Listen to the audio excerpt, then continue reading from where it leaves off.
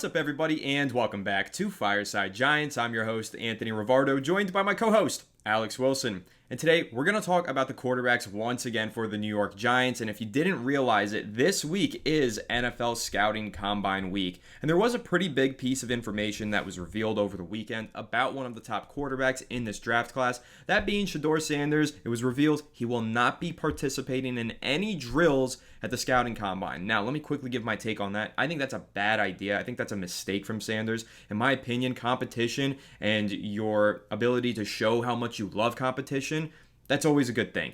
He should be going out there. He should be competing. He should be throwing at the combine, in my opinion. But I do understand sometimes there's more harm than good that can come from throwing at the combine, and it just adds unnecessary scrutiny when you've already put 4 years of starting experience on your film. I understand all that. However, I personally think that Sanders should be throwing because he is not a slam dunk top 5 pick. And usually, unless you're a slam dunk top 5 pick, I think you should be participating in the combine. But building on to this conversation about Sanders and the Combine, the Giants will be meeting with Shedeur Sanders this week. That much is confirmed and that much was expected. But they will also be meeting with Cam Ward and all the other quarterbacks in the draft class. Simultaneously, though, with all of this going on, there are reports coming out about the New York Giants' interest in the various quarterbacks that they could target this offseason. There was a report indicating that they called the Los Angeles Rams at the trade deadline and requested some information about a potential trade for Matt Stafford. So we're going to be continuing to talk about Matt Stafford, unfortunate as that might be throughout the next few days on this show, considering the Giants' interest is now legitimate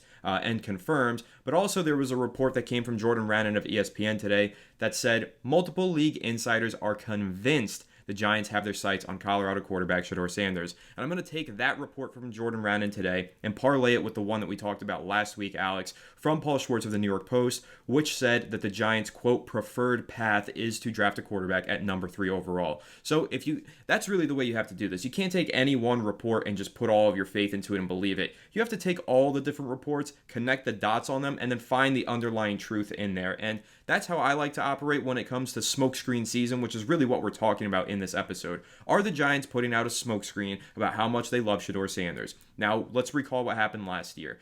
I always go back to this. Easter Sunday. Everybody made such a big deal about the New York Giants meeting with J.J. McCarthy on a holiday, on Easter Sunday, saying that that was their guy who they wanted to draft with the number 6 overall pick. Well, in the end, a lot of people feel as though that was just a smokescreen because the Giants went ahead and took Malik Neighbors, and McCarthy fell all the way to 10 to the Minnesota Vikings. Is that what's happening again this offseason? Is the Giants' interest in Shedeur Sanders just all smoke, or is there just some media narrative being driven that the Giants really have no part in? That's what we're going to go ahead and discuss and kind of debate a little bit here because I think Alex and I have somewhat differing opinions on the whole situation. But Alex, before we really dive into it, how are you feeling today, my friend? And when you're looking at this Jordan Rannon report, what's your main takeaway from multiple league insiders feeling as though the Giants have their sights set on Colorado quarterback Shedeur Sanders? Well, I'm doing pretty good, and let me read you a quote from last year from league sources who had information on the situation. This is a direct quote from Connor Hughes, who, has had some scoops, and this is what he said last year around this exact time. Some league sources believe Michigan quarterback J.J. McCarthy is the player the Giants want. Is J.J. McCarthy a Giant? Because if he is, I'm in the wrong timeline, my friend. J.J. McCarthy is not a New York Giant. Malik Neighbors is a New York Giant, and the whole J.J. McCarthy storyline and narrative was complete bullshit. Sorry, excuse my language. I will not do it again. The truth is, the Giants are putting out information, and maybe not even putting out information. They're just letting the narrative spin themselves. They have no reason to stop the narratives, to stop the media from turning the ship in whatever direction they want. The more information, the more ridiculous narratives, the more Stafford trade talks, the more Shedeur Sanders' interest they get, the more their actual interests, their actual desires get covered up behind the smoke, right? Why would you broadcast if you're drafting 3rd overall and the top 2 teams ahead of you want to move out of those spots? The Cleveland Browns don't want to draft a quarterback and the Titans are open for business. Why would you freaking tell everybody who you want when a team like the Raiders could sell the farm for Sanders if they love him, sell the farm for Cam Ward if they love him? Why would you broadcast your intentions? You wouldn't, is the correct answer. You wouldn't broadcast your intentions. You would let the media create the intention for you. Because for all we know, the Giants want Abdul Carter. For all we want, the Giants want another team to trade up ahead of them to get a quarterback, so they get Travis Hunter. Maybe, who knows? It could be any variety of combinations. I'm just spitting concepts and ideas. Shedeur Sanders not throwing at the combine, a little bit of a side quest here, does not bother me because most top quarterbacks don't, right? Why I think he should throw at the combine is because he's not that good of a player to not throw at the combine, right? He's not Caleb Williams, he's not Jaden Daniels, and he's not Drake May, right? He is significantly worse as a prospect compared to those three players, in my opinion. And Anthony, I think you probably agree there's a sizable margin between those three guys and Shedeur Sanders. Like if we're being honest. I think he should throw at the combine to prove that he's got the balls to do it. And I know it could only hurt his stock. That's why he's not doing it. I get it. I totally understand why he's not. It could only hurt his stock if things don't go the way that he thinks they will. Better to leave it undecided. Better to leave it up to the film.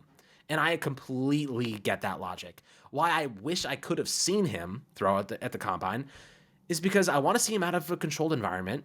I want to see him with receivers he does not know.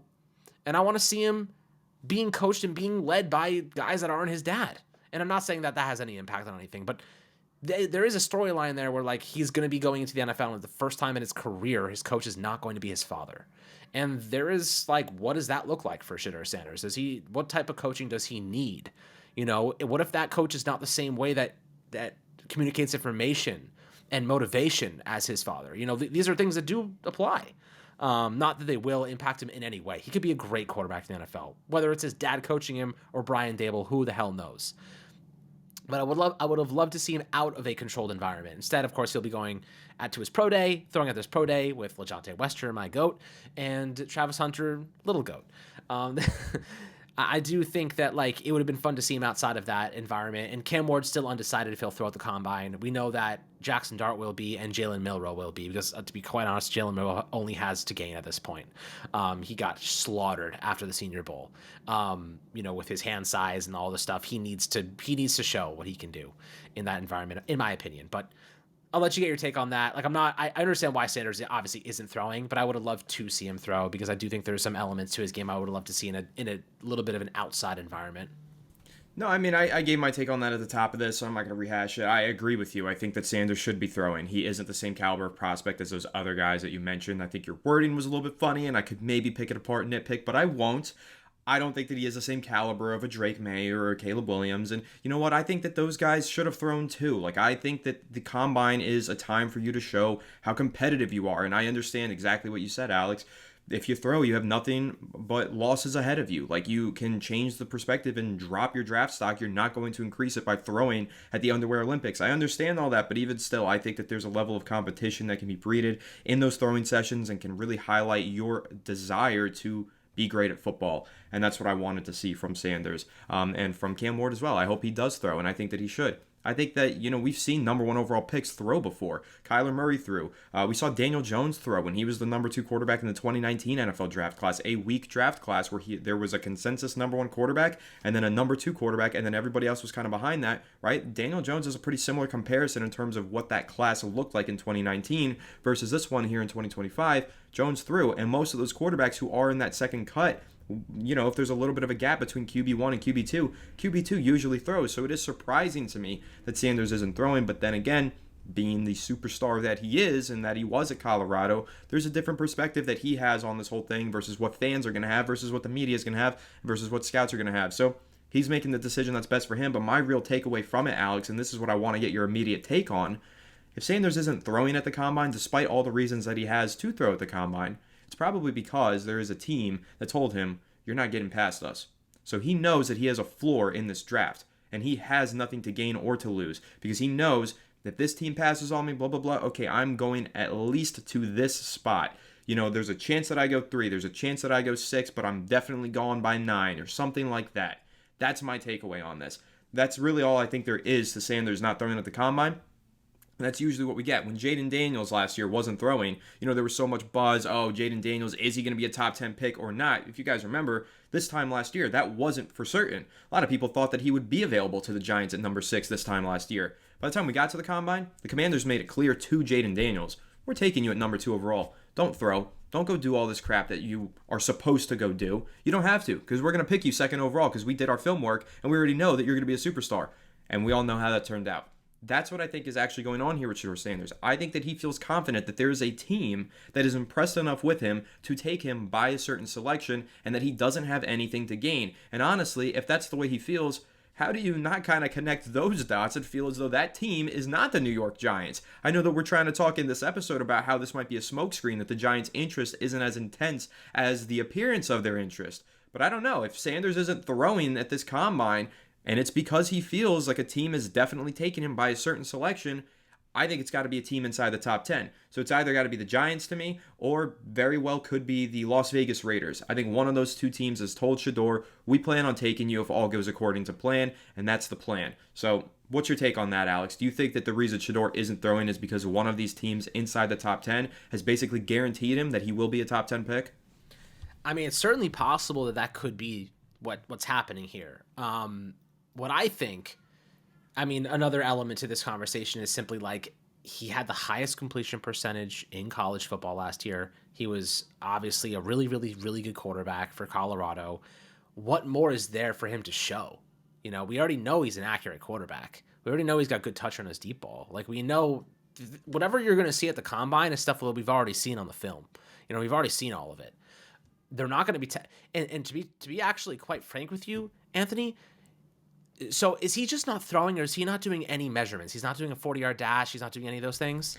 He's not going to do any of the drills. He's going to get measurements. He'll weigh in and get his height done, which is standard for everybody, and he'll do his medical procedure, which is required for everybody at the combine. But he's not going to be throwing. There's not going to be a 40-yard dash. But most quarterbacks, top 10 first-round quarterbacks, they usually don't run.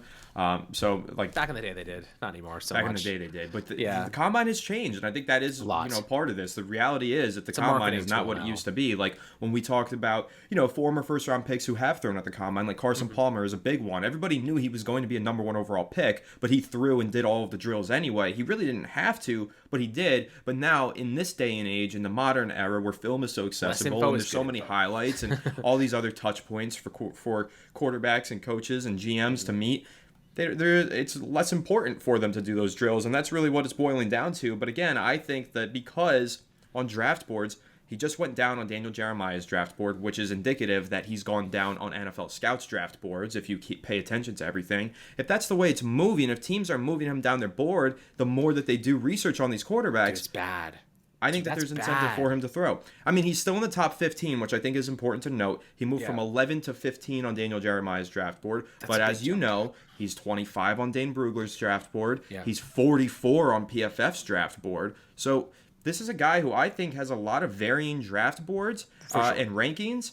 Go out there, throw, prove why you're that top 15 player. That's how I see it. But again, it's different because what if he throws and everybody's like, okay, maybe PFF is right. Maybe he's more towards that number 44 player. If he doesn't throw, there's no room for interpretation, and he'll stay as that number 15 player. So I get the whole thing, but again, I like the competition. Go out there, throw, and prove to be top 15. Go bank on yourself. That's how I feel about it. Yeah, and I completely agree. Obviously, what we think and what they need and what their perception is totally different.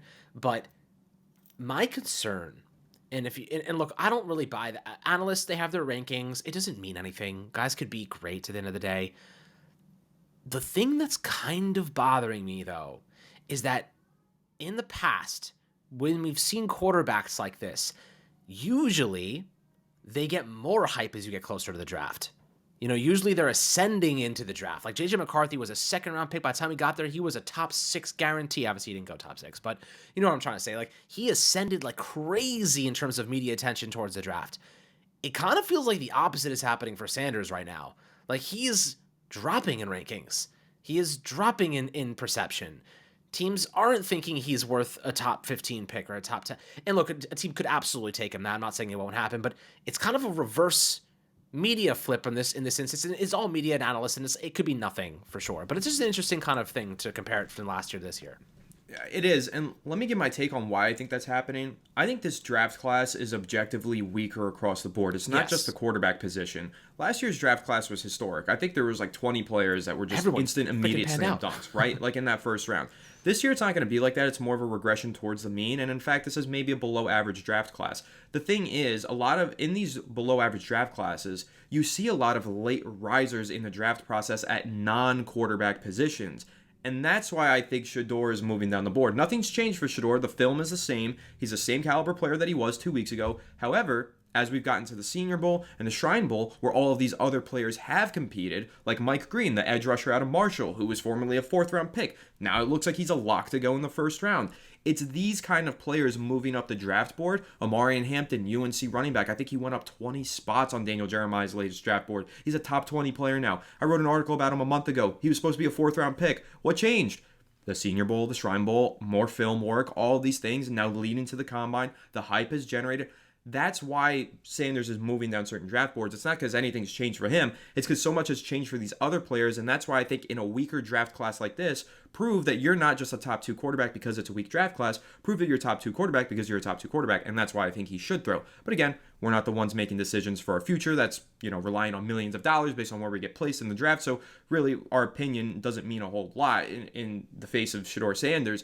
He's got his team of agents and he's got Deion Sanders mentoring him, his father, so he knows better than anybody. But I also did think, because Deion is historically one of the greatest combine performers in the history of the NFL, I thought there would be some sort of encouragement from him to get Shedeur to throw and participate. And hey, at the end of the day, it's not too late. He could show up. I remember last year there was a quarterback who wasn't supposed to throw. I don't remember which one it was. It was either last year or the year prior. There was a quarterback who said they weren't throwing, and they ended up throwing anyway just because they got out there and they saw the competition and they wanted to be involved. So maybe Sanders makes a last-minute decision. It's totally possible. But then again, I just come back to it. After all that I've said, I think there's a lot of risers in this draft class right now because it's a wide-open draft class. Outside of the top 3 players in the class, everything else is open to interpretation with this class. It wasn't that way last year. And as a result, you're going to see non-quarterbacks fly up the board, which is going to move quarterbacks down. I actually even think Cam Ward has gone down in some rankings as a result of other guys flying into the top 10 at non-quarterback positions. So that's just the nature of the process. The process is a crazy one every single year. But you know what?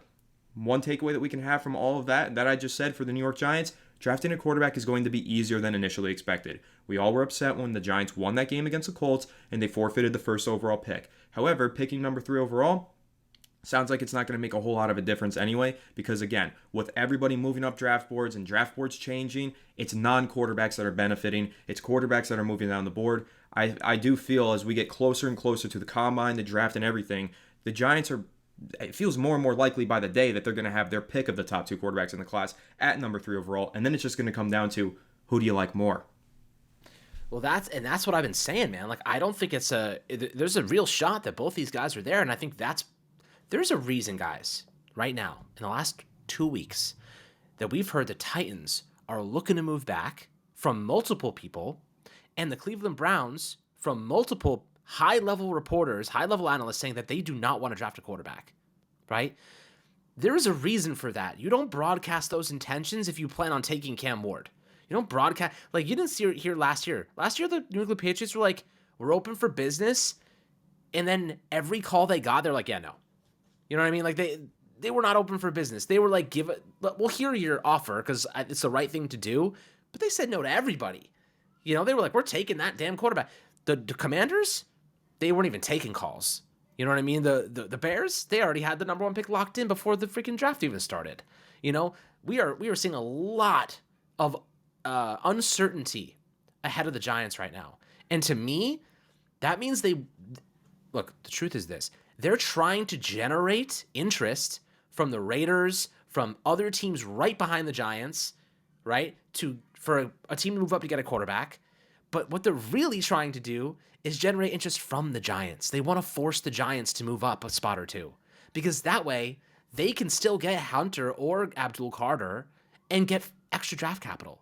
They're not trying to appease the Giants. They're not trying to, get the Giants to trade up. They're trying to get other teams to force the Giants to trade up to get their guy, right? That's how I feel about it. I don't think either of those top 2 teams want a quarterback. And the reason is, you're right. Both Cam Ward and Shedeur Sanders are both risky as hell prospects. They have their weaknesses, they have their strengths, but God knows those 2 guys, they are boom or bust candidates. And I personally think Cam has the greatest boom of the bunch. But Sanders, is a good floor quarterback. He's going to step in. He's going to be a good manager for you. That's valuable in today's NFL if you have the right system around a quarterback. So I get this situation unfolding at the top of the draft is we're hearing all these reports and all these differing opinions and all these interests in moving back and doing this and taking that guy because they want to move back. They want more extra draft capital. They just don't want to move back very far, in my opinion. I think that's Absolutely true. I mean, that's always the goal. How far can you move back before you sacrifice legitimate blue chip talent? And that's always going to be the topic of conversation for every team that's looking to trade down. I just wanted to jump in there, though, Alex, and say, you just gave your take. You think that the ceiling prospect is Cam Ward and the floor prospect is Shedeur Sanders. Well, one of these really respected NFL draft analysts that we talk about all the time, Todd McShay, said the exact same thing today. I don't even know if you saw that, but he said Cam Ward is the ceiling prospect and Shedeur Sanders is the floor prospect. And he also said, in terms of ball placement, poise, and those kind of things, Shedeur Sanders is the best in the class. So it's really just coming down to ceiling versus floor. That is what the debate is between Cam Ward and Shedeur Sanders, and NFL teams always lean towards ceiling. They go after guys who have those traits that you can't teach because they have the ceiling to become all-pro players. But the floor being so high for Shedeur Sanders tells you there probably is a team that's comfortable taking him inside the top 10. And the fact that we're hearing so many analysts say that he is the floor prospect, it really does indicate that there is a chance he goes very early in this draft class, as early as number 3 overall. And if you feel like those two prospects are pretty similarly graded, then it comes down to what's your preference, floor or ceiling. If your preference is ceiling, your QB1 is Cam Ward. But if you follow this line of thinking, if floor is your preference, there could be teams in this draft class that have Shedeur Sanders number 1. And the Giants, because they need to win games in 2025 and they need a high floor at that quarterback position, very well could view Shedeur Sanders as the QB1 in this draft class. And that's what we're getting down to. We're not saying what we think it is. You guys know both of us have Cam Ward as our QB1, but I have it pretty close. I think it's a close QB2 with Shedeur Sanders. Alex thinks there's a little bit more of a gap. It's always open to interpretation. Perspectives are always going to be different because football is a sport where we could watch the same play right here, Alex, and we could watch it with 50 other people. We could get 50 different takeaways from the exact same play, even though there's only 22 people on that field and one play caller on offense and one play caller on defense. Because that's the nature of football. There's so many moving parts and there's so many takeaways that you can have from every individual moment.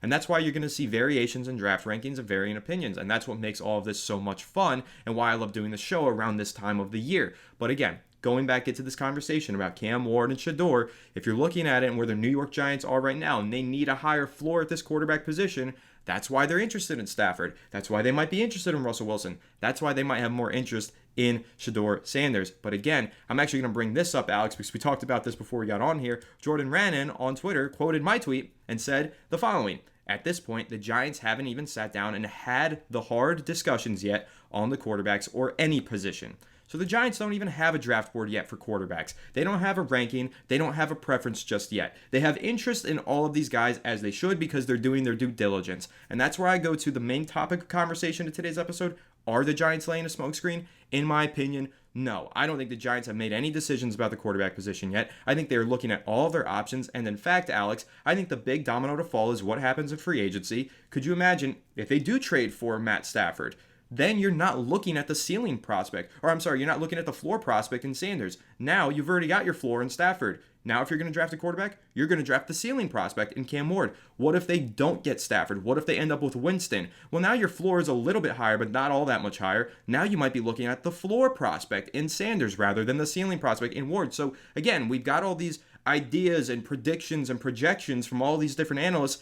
Nothing is set in stone, and that's why it's called the pre-draft process, because the process is really only starting to begin this week with the beginning of the 2025 NFL Scouting Combine. So again, taking all these reports, connecting dots, giving opinions, and looking at everything from an objective standpoint, I don't think the Giants have an opinion yet fully on Sanders versus Ward, and I don't think they're going to have that decision made until they even get through pro days, which is over a month from now anyway. So I think there's a lot of conversations that the Giants are going to have internally, and that's why I think at this point in the draft process, there is no smokescreen being laid. I just think that the media loves to focus in on the New York Giants in particular, and they love to focus in on superstar prospects. And Shedeur Sanders is a superstar who has a personal videographer everywhere with him, so everything he does gets documented, and the New York Giants have the biggest media market in the world covering them, so those two things create a natural smokescreen that the New York Giants are not intentionally putting down.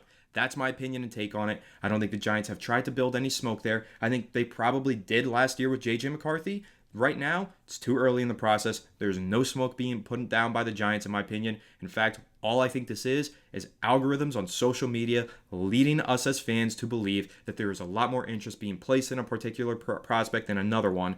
But in reality, the Giants attended as many Miami football games as they did Colorado football games, and they attended as many Miami practices as they did Colorado practices We just got videos for the Colorado ones because Shador is a superstar with a videographer, and we didn't get them for the Miami ones because Cam isn't the same person. They're two different people, and they have two different ways of presenting themselves. And that's what it boils down to for me. So my verdict on this, Alex, no smokescreen being put down by the Giants. It's all just media narratives that they have no control over, but they are comfortable letting take place and letting everybody else form an opinion that they don't personally have. Yeah, and you're right. And for those people that are like, oh, that's interesting take, I looked it up. I looked up Cleveland Browns, and the first thing I saw was Shedeur Sanders talking about he only uses the Browns in Madden. So he's right. Anthony's right. Like, the algorithms do show you what you want to see, and the media attention is manufactured by his team, by his videographers, by, obviously we've seen all the videos, Giants cleats, hanging with neighbors, hanging with Simmons, daps up with Brian Dable. You want to know what's on the bottom of all those videos? The nice little Colorado University fucking logo. So like it's their team of videographers posting all these things. These are things that, like you said, there's just nobody there at Miami videotaping all these things and broadcasting it to the media. It's not out there. So, and again, apologies. I said I wasn't going to curse. I did it again. I'm sorry. But it's natural flow of speech sometimes. But I agree with you. I think that the media, and that's what I said at the beginning of the episode, the Giants are letting these narratives spin themselves. Because why not? It's a natural layer of smoke that they've created. They didn't create it at all. They just let it happen by itself. And now all the media and everyone's wondering, what are the Giants doing? Obviously Jordan Raanan saying, oh, well, multiple internal league analysts or sources saying that the Giants love Sanders. I mean, they don't know what Joe Shane and Brian Dable are talking about behind closed doors. You know what I mean? They're just hearing what the scouts are doing and what the people are saying at the media sessions and what players they've met and who they've spent the most time on. And, Brandon Brown is anonymously telling ESPN all the time. So, this is kind of where I look at the production, and that's the best word to use, Anthony, when it comes to Shedeur Sanders. It's an entire production from his team.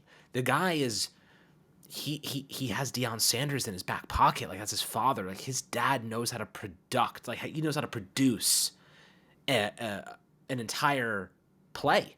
This is all a big play to get drafted as high as possible. You know what I mean? As much media attention to teams in the top 3 as you can humanly generate. Right?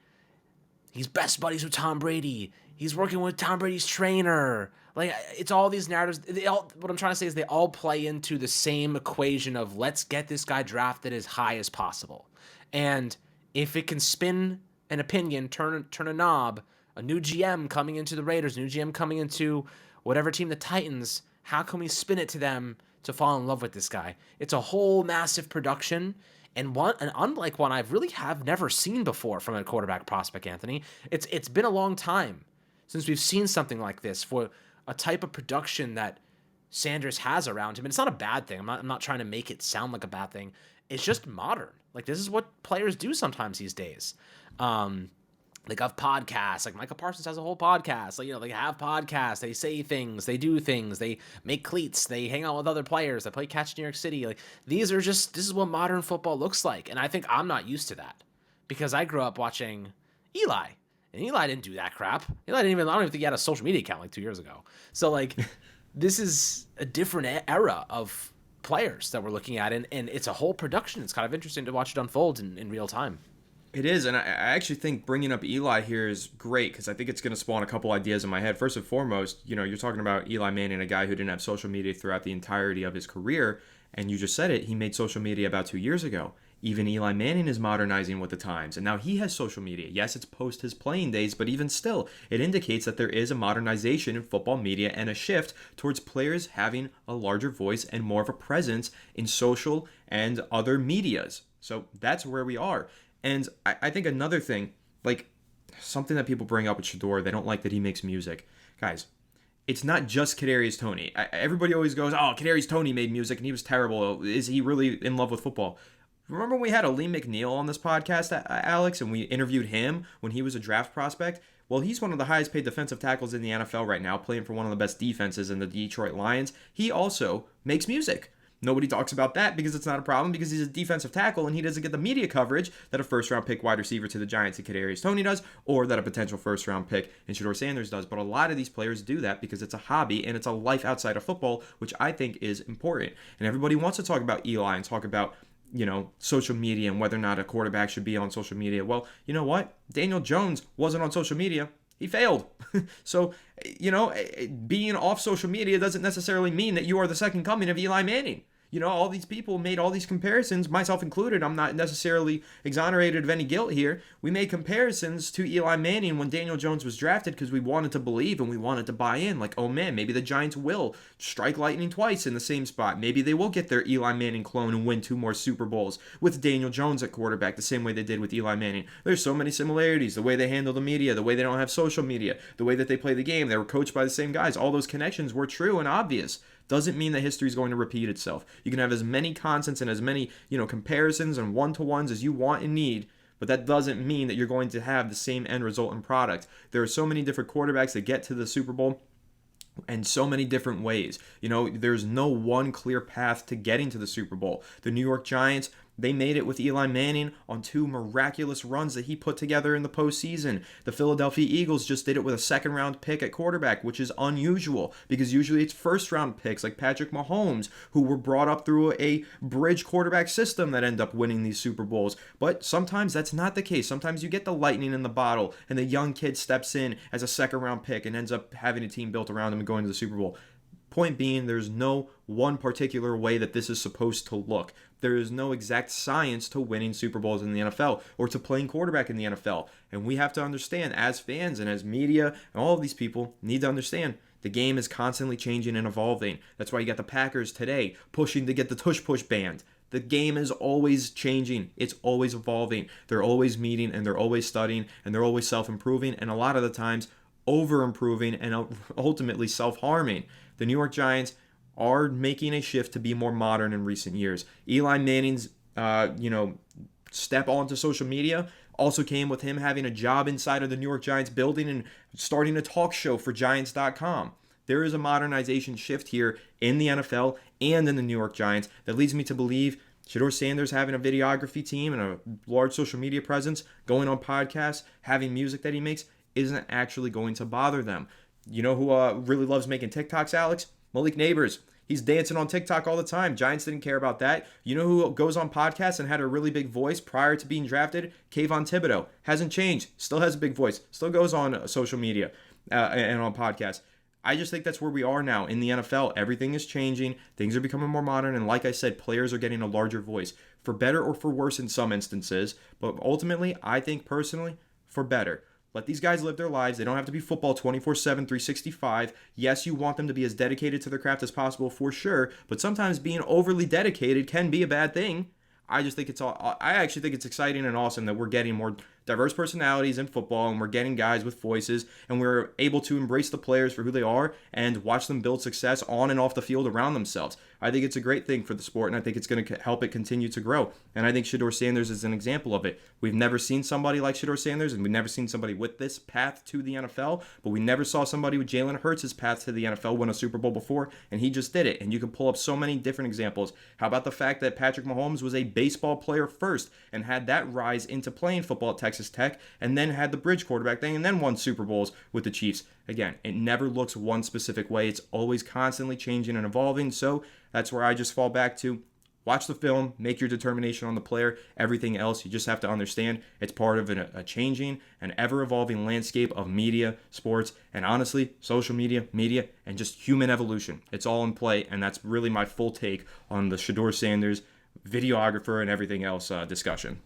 Yeah, I think that's totally fair. And when it comes to Sanders, like he's got the poise and he knows what it's like to be in the star, to be in the limelight.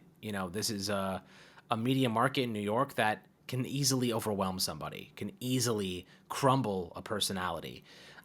Sanders is used to the adversity and he's used to being in the spotlight. So I do think, this is where he's going to excel in a lot of ways. Like he can handle this pressure because he's always had it, especially the expectations of being Deion's son. So I do think that does benefit him greatly.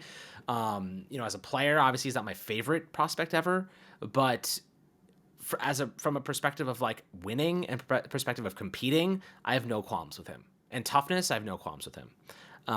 There's a lot to like, but obviously this is a weird draft, and everyone in my comments is always like, this is a horrible draft for quarterbacks and a horrible this and a horrible that. And I'd rather have Matt Stafford. You know what?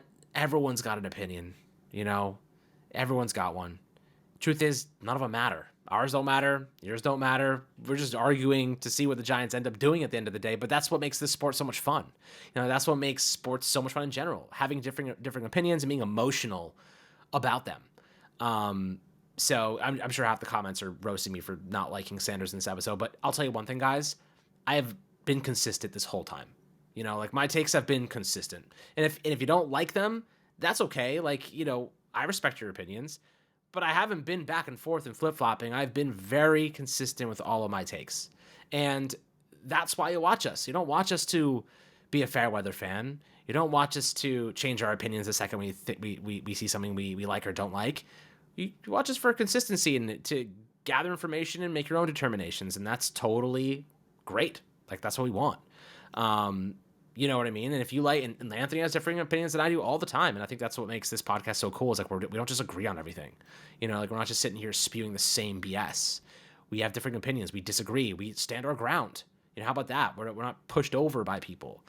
We want to give our thoughts based on all the work we've done. And, Anthony and I have read every single piece of content, every mock draft, every analyst, looked at the film, done the reviews live with you guys on the channel. We've done all of it. And we stand by our takes. And I think that's, I watch a podcast where people are consistent and stick by their opinions. And I think that's valuable.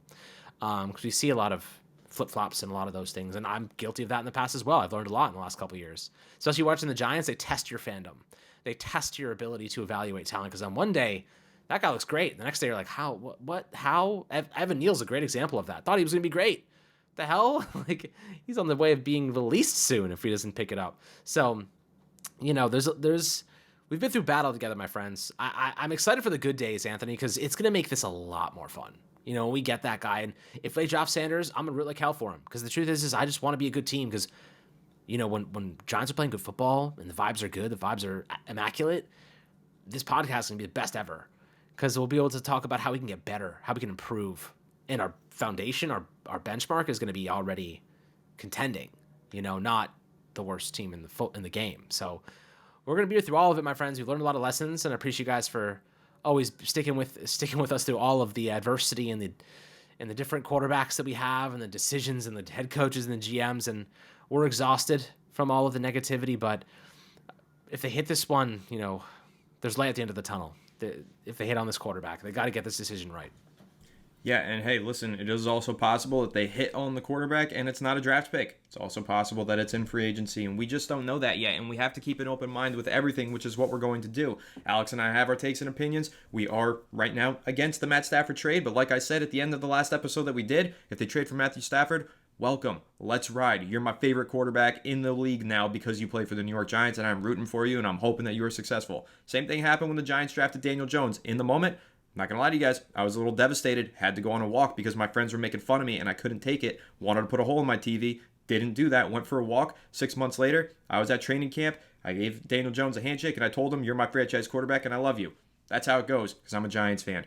Ultimately, it didn't work out. Bad breakup. We got to move on. Find our new girlfriend, basically. That's how you go through life. And that's where the New York Giants are. Now they're looking for that new quarterback. And we'll see who that ultimately is. And they might make a move, and it's a power move. Maybe it is trading a premium pick for Stafford. Maybe it blows up in their face. Maybe they win a Super Bowl. We don't know. Because like I said, there is no one clear path to winning a Super Bowl. The NFL is random as fuck. That's my first curse of the day. That's my last one of the day. But that's really what all of this conversation boils down to. The randomness of the NFL. We can't predict anything, no crystal ball. All we can do is combine all of our opinions, take our years of experience doing this show and researching football and researching the New York Giants in particular and try and make our best educated guess. But that's all it is at the end of the day. And that's all it is for Daniel Jeremiah, Todd McShay, Ian Rappaport, Dane Brugler, Joe Shane, Brandon Brown. It's all just educated guessing and hoping that you get the results that you desire. And that's where we are as Giants fans, hoping that this front office is making the right educated guesses, using the right probability models, and that they get their decisions right this time, because they've gotten a lot of decisions wrong in recent years. And my God, am I sick and tired of these decisions blowing up in the Giants' face and watching this team lose games. So whatever they do, whether it's trading for Stafford, drafting Sanders, trading up and drafting Ward, trading down and taking somebody random that we don't expect, I just hope it's the right decision, that the Giants win more games in 2025, become legitimately competitive, and no longer embarrass me every single Sunday, Monday, and Thursday. That's where I'm at as a Giants fan. That's what I'm hoping for. And like I said, this is one of my favorite times of the year, because I think this pre-draft process is so much fun, especially when the combine is right before free agency. One thing that I'm actually going to send all of you guys as homework that you can do, it's optional, but recommended, listen to the Rich Eisen show for the next week. That guy is so plugged in. He's at the combine. He keeps his ear to the ground. And last year, he had 2 big reports that came out of the combine that ended up being 100% true. He said that Jerry Jones' infamous quote of all in for the Cowboys meant signing nobody and going all in on the current roster, which was the opposite of what the media thought. That's what Rich Eisen said. That ended up being true. The Cowboys didn't sign anybody and went all in with their roster. The other big report that he had, Alex, was that the Giants were reportedly done with Daniel Jones and were having buyer's remorse and trying to move on. The Giants refused that narrative. Fans refused that narrative. It ended up being true, as we saw on Hard Knocks. They decided during the combine that they had buyer's remorse and that they were done with Daniel Jones. So that's just going to be my recommendation for you, Alex, for everybody listening. Pay attention to what Rich Eisen has to say this week. Guy's been at every single one of the scouting combines for the last 20 years. He runs the 40 every year. He's plugged in. He's got the greatest talk show, and I think in the NFL. That's the one that you want to listen to. We'll get some great information at the scouting combine this week about the New York Giants that'll give us some clairvoyance on their plans for the future, particularly in free agency and then leading into the draft in April. So this is going to be a really big week, in fact, here on Fireside Giants. So stay tuned to us, because we're going to have a lot of great content over the next week covering the NFL scouting combine from the New York Giants perspective, leading us into our coverage of free agency, which we have some really great plans in store for that as well. So stay tuned. Make sure you leave a like if you enjoyed this episode. Subscribe to the channel if you're new. Ring the bell so you don't miss an episode, and comment your thoughts down below in the comment section. If you listen to Apple or Spotify, make sure you leave us a 5-star review. Go ahead and follow us on all of our social media channels at Fireside Giants. Without further ado, we'll catch you on the next one. Have a good one, and let's go Giants.